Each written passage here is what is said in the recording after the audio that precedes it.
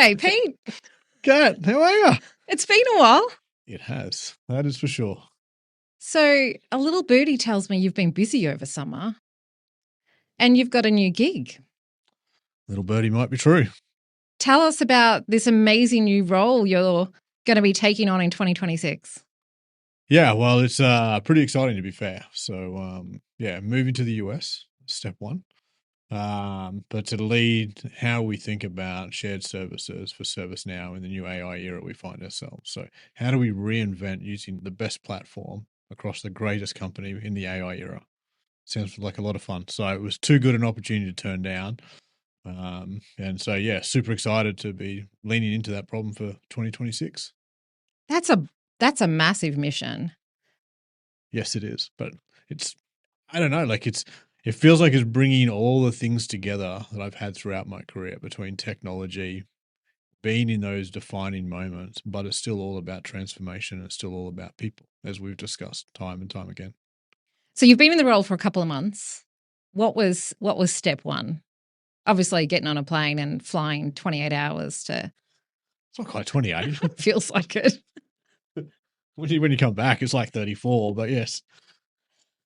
I think step one is just get in and actually learn again. I don't want to go in and make assumptions about what I believe or what I know. Yes, I've been with a company and it's been a real joy to talk about the now on now story, but I really wanted to understand it from the ground up this time and realize what were the opportunities to do things radically differently and how are we really thinking about sort of leapfrogging from where we are and what is this AI moment ahead of us that we're still trying to understand the blueprint for.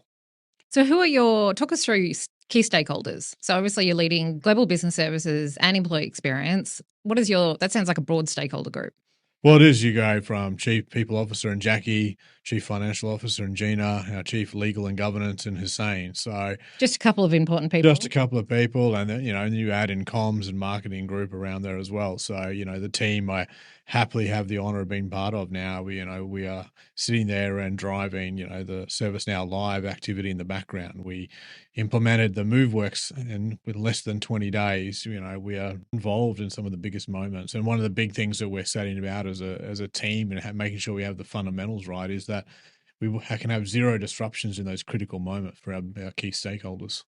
It did amaze me that, you go on leave, you hang out with your family, you catch up with your friends, enjoy the summer in Australia. So maybe our friends in the Northern Hemisphere wouldn't understand that reference. However, I get back-to-back summers now. You do. But we come back from summer a couple of weeks later and we've got an entirely new employee experience. Yeah. That was pretty exciting, I've got to say, logging in first time in January and seeing MoveWorks had been rolled out and suddenly we had this conversational interface where you could just get answers to questions so easily. And zero user training, which I love. Well, and I think that's in that a barrier to adoption. And I think there was just the willingness, and certainly of our organization, just to try. And the great thing, I think, is there'd been a lot of build-up. It'd been taking a while, the acquisition. It was quite a large acquisition. But I think a lot of people were waiting in anticipation. And so there was an eagerness to get out there and try and learn. But the actual conversational experience side is great. And what we see and what the opportunity coming forward out of that is super exciting. So wait for knowledge. We talk a lot about just, Generation C, generation born not by age, but by expectation around digital experiences and, the whole I shouldn't have to learn how a computer works. A computer should learn how I work. I feel like the role you've taken on would sit well and truly in an example of big expectations from a highly digital AI first workforce. How do you bridge that gap? How do you deliver on the expectations of a workforce that expects nothing less than the best? Yeah, it's an interesting question to ponder. I think I still think a lot of people are learning the real capabilities of some of the tools that we have available. And so the great thing we have is we have access to a range of these different capabilities. And the biggest thing we're finding is actually just getting people to share their experiences and how they're doing things. And so that we can actually see what that looks like in reality. And a big thing for myself and my leadership team is we have sort of two parts to it now is, are we creating a human moment or is this an AI moment? And so if it's an AI moment, then what did we do and how did we use AI to create what we're doing? Because we have to really rethink how we've done work in the past in all different ways and facets. And so I think there's a real learning opportunity for everybody at the moment. And I'm doing a number of like skip level meetings across the organization, and it doesn't matter age or level in the organization. Everyone is staring into this as a bit of a unique moment in time and a bit of a uncertainty around it. But I think really everyone's really excited and embracing it. And then when they see something, they jump at it and they go, "Oh wow, I did not realize," and that really piques their interest. So you touched a little bit there around developing AI maturity of the organization, which I think a lot of organizations that we talk to are grappling with the same challenge. What are some of the things you've been using or some of the techniques you've been using to help people share the way they're using AI, how it's adding value to their work, the prompts that they have on their cheat list? Yeah, it's we had a leadership offsite last week in Dallas, and on the back of a 2-day strategy session. And so, as part of that, we ran an exercise with the leadership team actually using AI. The interesting thing was actually to play back what prompts did they use, how did they think about it, and the variation between everyone was staggering. And so I would say we have at least one power user in our group. And what she was able to do in less than the 5 minutes in the task compared to a number of others was quite staggering. And so that little moment of sharing, and so I go back to when we were doing particular type of work, is it a human type work or is it an AI type work? And we've been really sort of clear about that moment when we're trying to create it. So, yeah. And so that individual, what do you think is different about her that made her test, evolve, practice, learn, play? Is it that she had time to do that? Is it she made time to do that? Or she just had an appetite to push the boundaries and see what AI could do for her? I think she's a natural learner, but I think she's just highly curious, and she's very interested to see what this technology can do. And so she's seen, and she likes working with people, and so she owns a lot of the work that we do from my ServiceNow experience. And so I think she's very in tune to how do people take on this type of technology, and it makes herself want to know and not just accept it as it is. So yeah, I love that you described someone who is an early adopter and pushing the boundaries of AI as being a people person. Because at the heart of it, it's not necessarily just the technologists that are pushing this technology. It's the people that actually have a mission to make life easier, make work easier for the rest of us. And I think to still have it's still people behind the keyboards, still asking the questions, still driving the prompts, and still have that level of curiosity. And I think that's why I'm still attracted to the role that I am. Like this is still a people transformation at heart, and what we're going to see and how we're going to operate is going to be radically different. But that's the excitement part of it. So with such a broad remit and so many problems and opportunities you could go after, how do you prioritize? It's fascinating at the moment. So we are resetting, I guess, the organizational, objectives for the year. I think the difference this year is we're going to go from a space of we've probably prioritized by product and feature to how do we think about a business unit. So how do we think more cross-functionally and look at value in real terms and sort of make those trade-offs in a different way that we've ever had to do before. But it means we're having to ask the organization a new question, which is to get better at understanding why and what we're doing. All right. So we can get really clear about the impact we're about to have.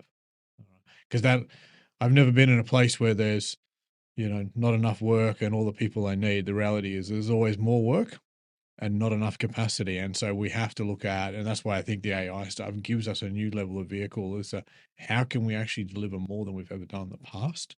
But we're still going to have to prioritize that work and think about where the true impact of the organization is and where are the opportunities to jump from where we are to something much further down the path and set up the success for the future. So it is massively exciting. It's interesting because we were literally sitting in an EBC with one of our favorite customers yesterday talking about this very thing. Right. And I always come back to this whole concept of change fatigue. And, we can encourage people to adopt and evolve and test, but as an organization that's driving a lot of change, both externally and internally, how are you approaching that with your teams to keep them enthused and passionate and not burning out? Yeah, they had pretty interesting responses to that question, if you remember. I think I lost my job, didn't I? No, I don't think so. I go back to a bit of an age. I think it's been a thing for a long period of time. Is we just expect people to be able to pick up and understand the why. And if I think about the skip level meetings I'm doing, a lot of it is just helping people at all elements, all parts of the business understand their role and how they're connected to the outcomes of ServiceNow. So whether it's protecting the most critical moments and ensuring the business is operational when it needs to be, or you're involved in some of the biggest transformations, not just for us at ServiceNow, but what the impact on our customers be. But making that connection for people is what I find helps them inspire and go, right, I really understand my role in here and what I'm doing. And I think sometimes we're missing that. I think we've lost a little bit of that. And that's what we're really centered on from a human experience component at the moment.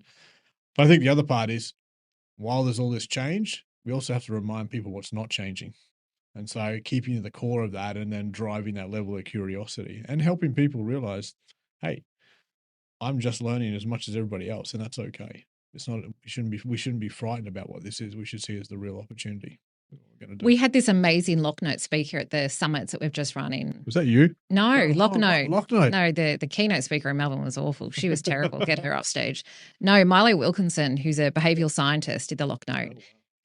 I listened to her 3 times and I could not get enough. She was fabulous. But one of the things she talks about is the fact that people are not afraid of change. They're afraid of loss.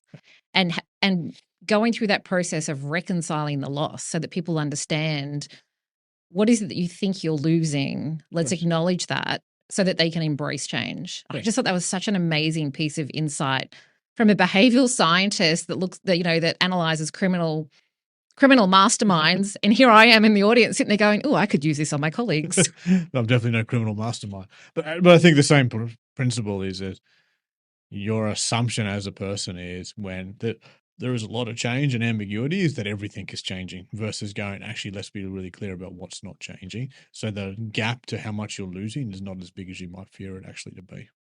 So you mentioned the magical word to anyone in the ServiceNow ecosystem, and that is knowledge 2026, which is coming up in Vegas. Probably 8 weeks away or it's something. It's really not far off. No. So for anyone listening that doesn't have tickets yet, go and register and correct. Get your airfare locked in before the fuel prices go up anymore. What can we expect? What exciting things are you going to be talking about? Because I know you're going to be on stage. I know you're going to be talking about our Now and Now story from a GBS and employee experience perspective. Yep. Any little sneak peeks? Look, we've been centering for a while on the collapsing of the user experience in the portals as we know it. And I think we'll see some radical shifts in how that is in sort of like this conversational interface for the enterprise. And I think that's radically going to be very, very different. Clearly the autonomous worker and what that roadmap and path is going to be, but we'll really start to drive into the value and what are the foundations to make that successful. So I think you'll see something really different and quite inspiring and not the standard of what we've seen. This will take us to be a platform that really covers the enterprise, not just IT. So AI is the new UI and we're going to see it in action? Absolutely. We'll see it in action live on the big stage. That's exciting. And then probably the most important question I can ask you, Pete, because you and your lovely wife are going to be packing up and moving to the US. Are you fully prepared for drinking American coffee on a permanent basis? I'm concerned. It's a real struggle. I really thought Piccolo was a universal drink because of coffee, but it's been a real battle. So no, we might have to find a way to start up an Australian coffee shop in the middle of Dallas somewhere.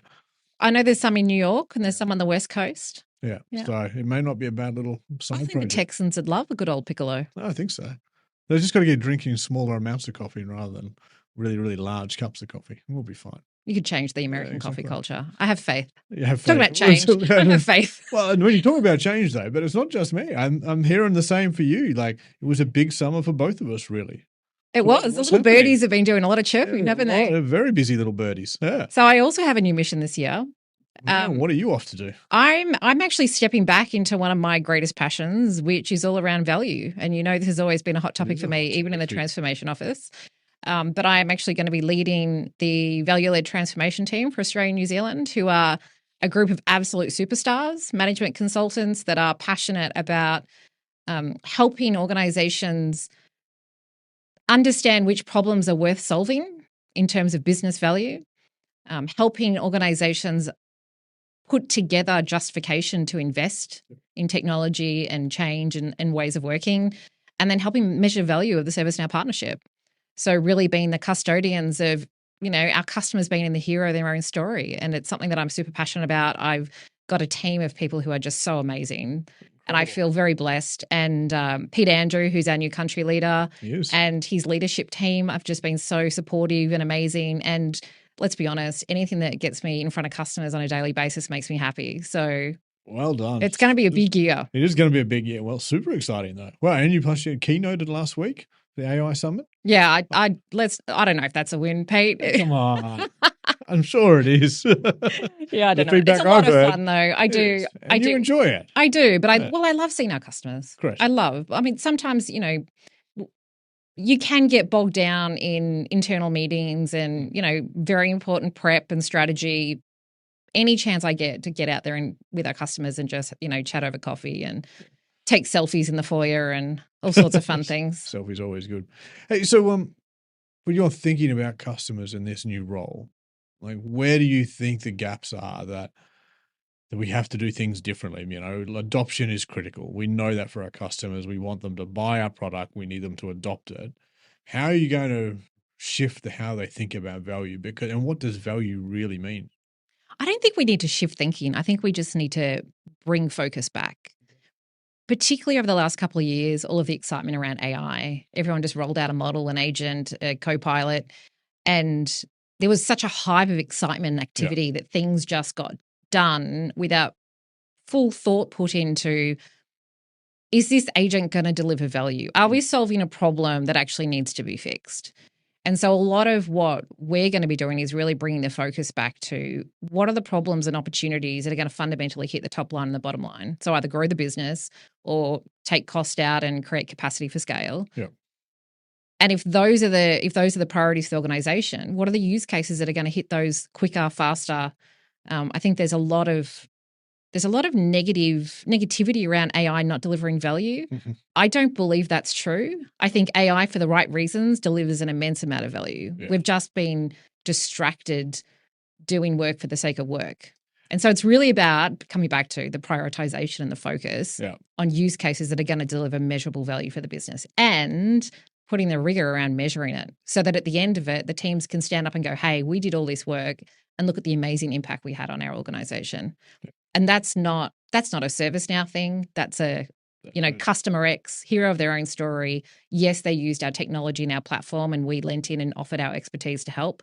But they're the ones that are driving change and doing the real work. And we want to make sure that their organization knows what a great job they do. Yeah. And look, I do think a big part in defining a use case, but is also being clear about how they think about measuring success and then giving them the potentially the benchmarks or the ways to think about it differently, or even our own experience about, because we've seen some great things and we've struggled with some other parts as well about, you can put a formula together, but then realize it's not quite the impact of the way we thought it was going to be. So yeah, fascinating. And I think it's okay that we've done things that didn't deliver value. The important thing is sitting back and going, okay, we did it, we learned, but now let's switch it off. Correct. Let's not continue to keep that piece of technology running because we know it's not delivering value for us. Yeah. Well, switch it off and invest elsewhere. And investment is not just money; it's time, focus, energy, change fatigue. Right? All of that is an investment of human capital. Yep. Let's put it on the areas that actually make a difference. Yeah, well, and I think this is where the control tower gives you that transparency into exactly what you're doing. And I think exactly what you were talking about last week down in Melbourne with everybody is, that ability to see and understand what's happening in the organization and determine whether it is adding value. And if it's not, hey, sometimes we've got to make those decisions, but we need to have those governance guardrails around everything that's going on in the organization from an AI point of view. Yeah, I think there's a little bit of a reckoning coming this year. I think there's going to be a mass rationalization of where investment is being spent, particularly when it comes to AI. But also, I think a lot of people have been running at pace with their head down, and as soon as they look up, they're going to be looking across the organization, going, "Oh my Lord, look how much has been rolled out in random pockets of the organization." Now we've got AI sprawl, tech debt. Yeah. This is the year where people are going to start getting governance under control and getting better visibility of what's been going on where, and coming back to the point earlier. Yep. If it's not adding value, switch it off. Yep. If it is adding value, double down on it. Double down. And I think that's the thing I think a lot of described last year really as a learning or an experimentation phase to see where the opportunities and better understand what some of the, you went from generative AI to agentic to autonomous, and people are still trying to get their heads around where were the real opportunities and value out of those. And I think as the learning is now been discovered, now they can start actually applying in real ways to unlock the potential in the organization. But taking, it was described yesterday, a thin slice or maybe a slice of the cake, but take the entire slice. Don't try and take One layer. too big of a wedge. Just the freckle off the top. Yeah, exactly. So, and because, and then you're just touching the surface versus actually you need the entire stack. But Pete, I really like licking the icing off the cake. Hey, we can start there. We're going to leave that part So in. what are we going to do with the podcast? Are we taking it on the road? I think we're going to have to take it on the road, aren't we? Change agent. Change global. Yeah, correct. Domination. Here we go. I think we have a fascinating story to tell. This is just extending our passion from transformation, working with customers, and and I bet that's a big part about exciting for me stepping into this role is not just doing it for ServiceNow, it's setting the benchmark and showing our customers the real potential of our platform in a cross-functional way like never before. And I think if that's really exciting, and I think, but we can't do it if we can't demonstrate that we have to be able to demonstrate that value. You got to take us with you, Pete, on the journey. And I we have did no talk doubt about that. we're gonna drag you back as often as possible. I know you're gonna have to come back and see your boys regularly. So no doubt we'll have you coming back seeing all our customers as well. No, I'm excited. I can't imagine you not meeting with customers every other day. No, well, as my boss Kelly will tell me, there is job one, which is to get everything done first. But it's a big part of the organization, the Now on Now story. We know the success of this, and I'm really excited to show people the potential of what we can do. And the first part of that will come out at knowledge, and then the door will open from there, I anticipate. But we have so much opportunity. And what I'm really encouraged about is talking to our stakeholder group. They're super engaged and they really enjoy spending time with our team. And so that line of credibility gives me something easily to step into. Because if we didn't have that, it's much harder to step into that opportunity and ahead of us. But everyone's asking a lot of the same questions is, how do I use this? How do I unlock it? How do I go faster? And how do I get value? And how can I demonstrate that value, not just to myself, but to our customers? Well, we're super excited. We're very proud that our Aussie boy has got a seat at the table over in the US, getting closer and closer to Bill's orbit. I'm not going to wish you all the luck because I know we're going to be chatting the whole way through. We'll be chatting. But I'm going to need some help. Move. Good luck finding a really good coffee house. Let's not talk about the move. It's been challenging. Awesome. Yes. Well, how about I see you stateside for the next one? Sounds like a plan. Awesome. Thanks, Pete. Been a pleasure, Kat.